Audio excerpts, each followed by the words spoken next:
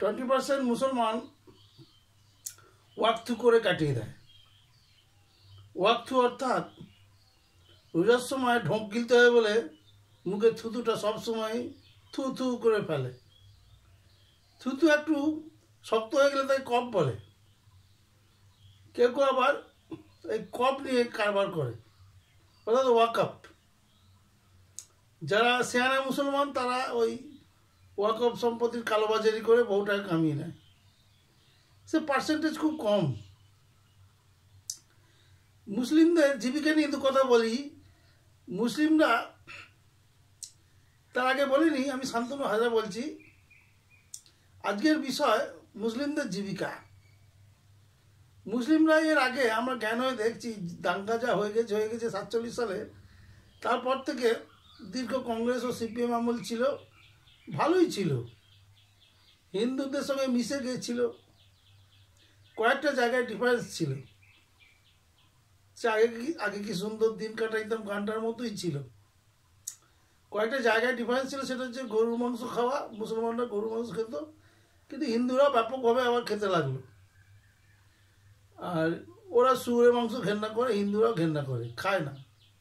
কিছু সংখ্যক লোক খায়, সে সব কিছুই তো খায়, আঙুরের মাংসও খায়। তাই মুসলমানদের জীবিকা আগে ভালোই ছিল। বড় বড় অফিসার ছিল, স্কুল মাস্টার, প্রফেসর, এমনি টিউশনিও পড়াতো। এক কথায় মুসলিমরা ভারতীয় সমাজের মধ্যে মিশেই ছিল। তারপর এলো লাদেন। লাদেনকে যখন ওরা গুরু মানলো, এই ওদের এবারে অবদমন শুরু হলো। বেশিরভাগ মুসলমানের জীবিকা চলে গেল। কিরকম?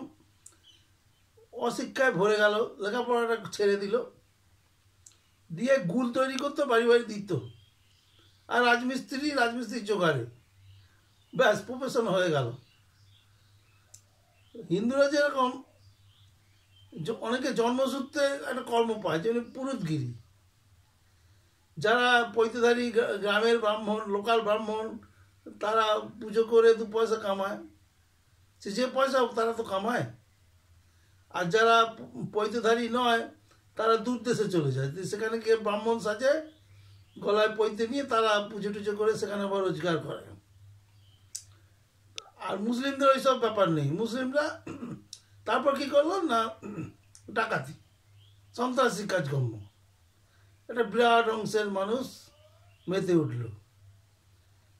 তাহলে মেতে ওঠার জন্য কি হলো, মেন স্ট্রিম যে মানুষ, যে হিন্দুরা এবং মুসলমানদের মধ্যেও যারা ধর্মভীরু, যারা শান্তি চায়, তারা ওদের সঙ্গে কন্ট্রাডিক্টরে চলে গেল।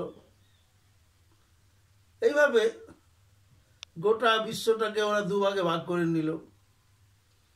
একদল হচ্ছে শান্তিকামী মানুষ, আর এক অশান্তিকামী মানুষ।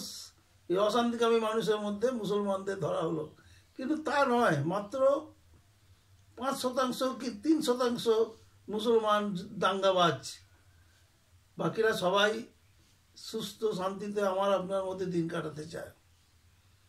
জানি না আগামী দিনে, আগামী মানে নিকট আগামীতে কি হবে। এরা ভালো থাকুক, ভালো রাখুন উপরওয়ালা, এই কামনাই করি। একটা ক্ষুদ্র ইউটিউবার এর চেয়ে বেশি আর কি করতে পারে, এই বলে আজকের প্রতিবেদন শেষ করছি।